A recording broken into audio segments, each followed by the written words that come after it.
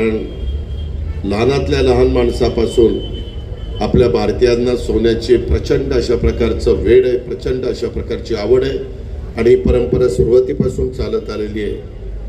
परंतु एकंदरीतच लोकांचे राहणीमान बदलत आहे, परचेसिंग पॉवर वाढतीये आणि त्यावेळेस साहजिकच प्रत्येक जण सोन्याचे दुकानामध्ये जाऊन चांगल्या पद्धतीचं सोनं घेण्याचा प्रयत्न करतात। उद्याच्याला कुठला प्रसंग आला तर सोनं त्या बाबतीमध्ये आपल्याला मॉर्गेज पण ठेवता येतं बँकेमध्ये आणि 2 पैसे पण त्यामध्ये नड भागवता येते।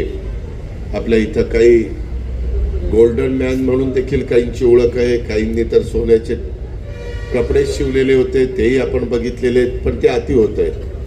आणि माझ्या पुरुष मंडळींना सांगायचंय, तरुणांना सांगायचंय की सोनं आपल्या मातेच्या, आपल्या पत्नीच्या, आपल्या बहिणीच्या, लाडक्या मुलीच्या अंगावर शोभून दिसतं, पुरुषांच्या अंगावर सोनं शोभून दिसत नाही। त्याच्यामुळे त्या भानगडीत काही पडू नका। उगीच आपण त्या बैलाला एखादी साखळी घालतो तशा प्रकारच्या साखळ्या सोन्याच्या घालतात आणि येतात समोर।